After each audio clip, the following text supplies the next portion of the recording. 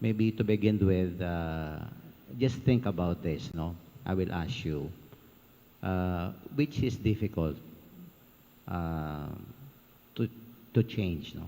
Which is difficult, a problematic situation or a stubborn heart, no? Okay, think about this, no? If I will ask you, ano bang mahirap baguhin? Ang isang problemadong sitwasyon o ang puso ng tao, no? I think many of us, my dear friends here, I would say, kung minsan po ang panalangin natin sa Diyos, Lord, no, alisin mo ang problemang ito. Alisin mo ako sa isang mabigat na kalagayan na ito. And often, we ask the Lord to remove us from a problematic situation, hindi po ba? I think that comes naturally pagka tayo po ay nanghihingi ng tulong sa Panginoon. But you know, sometimes, the answer of God is this, anak, bago yan, baguhin muna natin ang puso mo. Yun ang mas uuna sa Panginoon. In the gospel today, my dear friends, we have heard how Jesus reproached these unrepented towns. No? He was really disappointed, no? Itong Chorazin, Bethsaida, and especially Capernaum. Why? Because these towns, no, were privileged to witness a lot of miracles, no, done by the Lord. Maraming mga milagro, mga blessing na binigay ng Panginoon. And yet, God or Jesus is really disappointed because they did not change. They did not and neglect to respond to what they saw. No? At ito po ang kuminsan nakakalungkot. That's why the first reading today is for me from the prophet Isaiah is really a warning, no, to the king of Israel, itong Ahaz. Because sabi nga ng the last statement in the first reading today, unless your faith is firm, you shall not be firm. No, because yung mga enemies nila, they will fall. Likewise, although you are the chosen nation, parang sabi ng Panginoon through the prophet Isaiah, unless your faith is firm, no? Sabi niya, you shall not be firm. So this is really an invitation for all of us, my dear friends. And this will lead me to two important insights I want you to bring along with, no? As we celebrate this 8th day of our novena. And what are these? That every blessing, every grace, every miracle that happens in our life, no, should be an opportunity for us, okay, to be better persons. Okay? To be better persons. And you know, every day, we witness a lot of blessings in our life. As soon as you wake up, di ba? That's a miracle, you know. You have your life, you have your family, you have your livelihood, you have your friends, you have your homes. Ang dami, di po ba? Ang dami nating nawi-witness na mga milagro sa ating buhay. But again, do they make us better persons? No, it should help us. Every blessing should help us, no, become better persons. Because blessings are not given to us just to make our life easy or comfortable. Akala natin binibigyan tayo ng Panginoon para maging magaan ang lahat. No, no, no, no. I think one purpose of the Lord, why He gives blessings, mga miracles sa buhay natin, although they are simple, common, ordinary, because no, they should help us become better persons. Let me give you an example. Ang dami dyan, di ba? Yung mga cancer survivor. Yung mga may serious illnesses. Okay? They survived. They were healed. And you know, kung minsan, itong milagro, they become more prayerful. They become more grateful. They become more generous. A change of heart. Wow. Pero yung iba, balik sa dating ugali. ah, after receiving, no, that miracle in their life, no, na parang as if walang epekto, as if nothing happened. May mga ganyan na tao. They have received so much from God and yet, 'di ba? Parang walang-wala, no? Nagbabalik sa dati yung galit. I think for me, my dear friends, I don't know if you agree with me, that the greatest, no, miracle is not that our problems, our difficult situations will be removed by the Lord, will disappear. For me, that is not the greatest miracle. The greatest miracle happens, no, when we become more like Jesus. When our hearts become more like Jesus.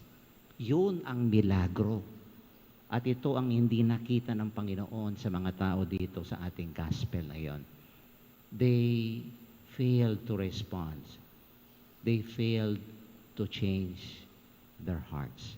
They saw, but they did not believe. They saw, but they never trusted. And I think this leads me to the second insight I want to share with you, no? Regarding our novena to Our Lady of Mount Carmel. I think this is also the mission of our Blessed Mother, no? True devotion to Mary, for me, should lead us closer to Jesus. Sabi nga ng mga Legion of Mary, ito yung may mga Legion of Mary siguro, ad Jesu per Mariam, to Jesus through Mary. Si Maria ang ating mother companion on our journey to lead us closer to Jesus. As we celebrate today our novena masses, I think for me, itong mga novena masses na ito, it's not all about wearing the brown scapular, pero it's part of it. Okay? Itong mga brown scapular natin, no? Ito'y talagang parte ng ating devotion. I think our devotion to Our Lady of Mount Carmel, for that matter, is not only wearing this miraculous brown scapular, but it is all about imitating Mary. So that in imitation of the Blessed Mother, we become closer to Jesus. Like for example, when we are tempted, when we are tempted, for example, to get angry because someone hurt us, no? Mary whispers to us, no, son, forgive, just like Jesus, my son, forgives. When we are about to lose hope, marami sa atin kuminsan ganyan, no? Nawawala na ng pag-asa. But Mary whispers to us, okay, to the bound scapula, no? Trust in my son. Diba? When, for example, we are at the breaking point of our life, no? Have faith in the Lord. When we are afraid, diba? Have faith in my son. This is Mary guiding us. And I think, no, it is an opportunity for all of us, not only to wear the brown scapular, but, of course, to imitate the life of the Blessed Mother. Because Mary listened, she trusted, she obeyed the will of God. And I think that is what we should imitate in the life of Mary. Thomas Kempis, in one of his books, no, itong Imitation of Christ, sabi niya, true devotion is imitation. Tayo ayaw natin yung imitation. Ay, peke yan namong. Imitation yan. No. But in the truest sense of the word, it is the very spirit of true devotion when we imitate. And I think when we wear that brown scapular, it should remind us, my dear friends, of the very life of Mary, a life of listening to the Word of God, a life of trusting, no, in God's providence, and a life of obedience to God's will. To end my homily, I was reminded by a story, no? Mayroon daw isang tricycle driver, okay? And this tricycle driver, every day, no, he wears the brown scapular. hawak na tricycle, mayroon siyang brown scapular, no? And one of the passenger, one day, na-notice niya. Sabi niya doon sa tricycle driver, "Kuya, do you really believe," sabi niya, "that scapular will protect you?" Sabi niya. And then, natuwa yung tricycle driver. Sabi niya, "Oh, yes. No? Mary will protect me, but it's not magic. It's not a lucky charm," sabi niya. No?